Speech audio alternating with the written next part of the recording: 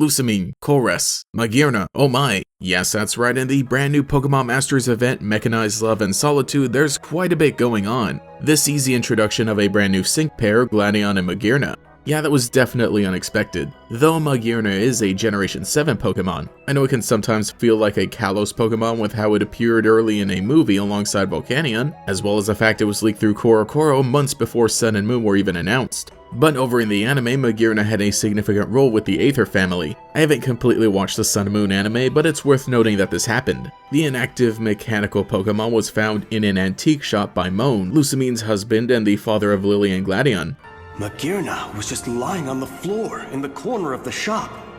It was rusty, but there was no question as to whether it was MAGEARNA. Moan is definitely an interesting character in the fact that he went missing during a mishap with the Ultra Wormholes. This is the case in both the anime and the video games. We'll talk about him in the video games a bit more later on in the video, because now we should probably discuss the event in Pokemon Masters before diving into theory stuff. Point is that the anime established a connection between MAGEARNA and this family, so now in Pokemon Masters it's building a different story that was definitely inspired by those plot elements. In this event for Pokemon Masters, one day Lusamine brings MAGEARNA to Lily and Gladion, telling them it's currently in the care of the Aether Foundation after it was delivered to an antique shop in Alola, with no hint of who it was sent by and who it was intended for. So she asks the children to help find its trainer. Again, pretty similar to plot elements established in the anime, but here there's no mention of Moan. The two of them ask around Pasio but don't make any progress, as Colress approaches them. I still find Colress to be such an interesting character, because while he helped Team Plasma in Black 2 and White 2, but seemed to turn over a new leaf when he appeared in Sun and Moon, the truth is that he doesn't exactly have a moral alignment. Sure, he doesn't really want to cause harm to anybody, but he's basically only focused on his single goal of bringing out a Pokemon's true power. So here in Pasio, he wants to research MAGEARNA. Gladion gets angry and says he'll have to defeat him in battle before even touching it. Colress doesn't hesitate and is about to fight a child in public yet again. However, I disagree.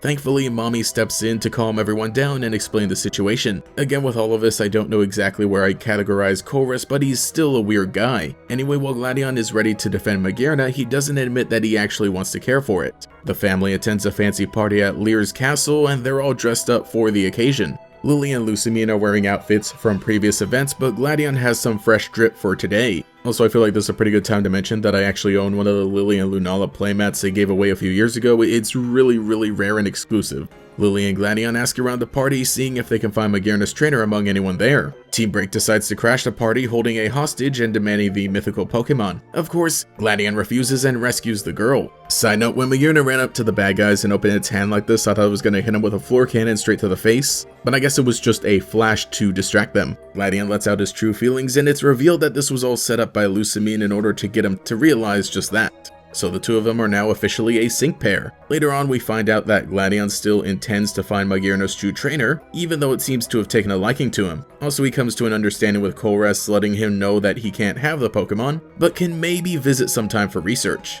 And that's basically the event. I thought it was a pretty neat idea to bring these Pokemon and characters together in the way that they did. Again, this isn't exactly a substitute for the anime storyline, nor does it really add on any lore that was missing in the video games, but it built its own narrative pretty well. Pokemon Masters is a weird soft canon where the events of the video games influence the characters' personalities and decisions. That is technically where they all come from, but everything taking place on Pasio isn't meant to affect the universes outside in the main series games. That said, I kind of want them to bring up Moan once again. So Moan basically has the same story in the video games as the more popular anime portrayal. He was a scientist at the Aether Foundation alongside Lusamine, and he disappeared one day into an Ultra Wormhole. That sent Lusamine spiraling into insanity in the aftermath. We do find out that Moan is actually still alive, but has no memory of who he was before, now running the Poképalago. In Ultra Sun and Moon, there is an event where the two reunite, however Lusamine doesn't reveal anything, realizing that he's lost his memory and is pretty happy where he is now, basically being a different person. However, I think it would be safe to assume that Moan had a connection to MAGEARNA in the video games as well. The fact that Lusamine doesn't know who this Pokemon's trainer is means that he didn't own it while at the Aether Foundation,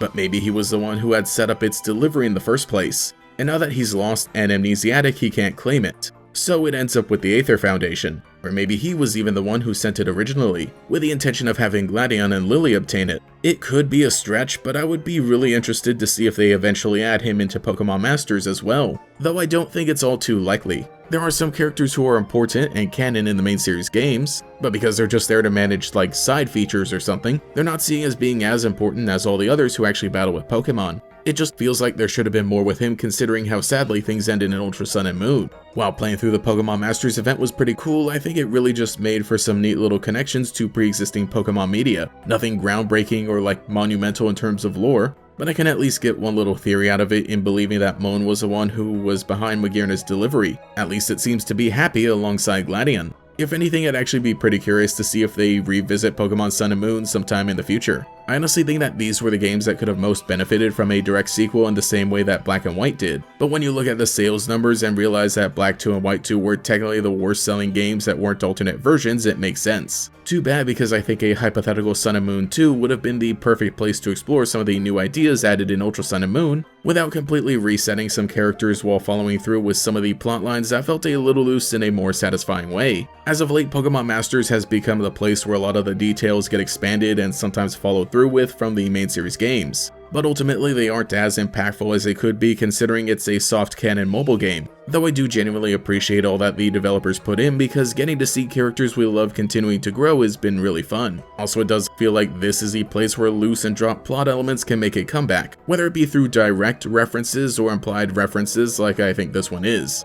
So let me know what you thought about the Mechanized Love and Solitude event in the comments below. Who do you think Magearna's trainer is, and do you think we'll actually get those answers sometime in the future? Also, let me know your theories in the comments below if you have any ideas of how things might connect or if I'm overthinking things. At the end of the day, I was just really excited to see Magearna in Pokemon Masters, and giving it this connection to Pokemon Sun and Moon was a great idea. Anyway, I should probably get back to doing my own research. There's a lot of places to pick up from when it comes to Alola. Thank you to every channel member for your continued support, especially the great Gators. TF, Cheeseburger Lasers, Thimin Van Ryn, Cynical Medic, Post-Training Arc Cyberman, Choco Swig, Foxy Gamer 179, Bjorn the Fell-Handed, Ruby Trans Cutie, Ben's Quizzon, Marzi Beast, Bartholomew, The One Girl Into Video Games, Pio the Genius, DeAndre, 961 Pro, Justin Dowes, Moth Ballard, Mathaclock 947, Lockanox, Nomad Nobi, Alex Swiss, Pastel Blood, Taijirai, Justin R, Volity, Cosmos Zero, Phantom, and Quago. If you would like to support, see your name here, get access to emotes for comments, live streams, sometimes early videos, and some member-exclusive content, you can become a channel member today. You can also follow me on Twitter as well for more memes. Anyway, this is GatorX, and I'll catch you all later. New Pokémon to train. New places to discover. And new legendary Pokémon to battle.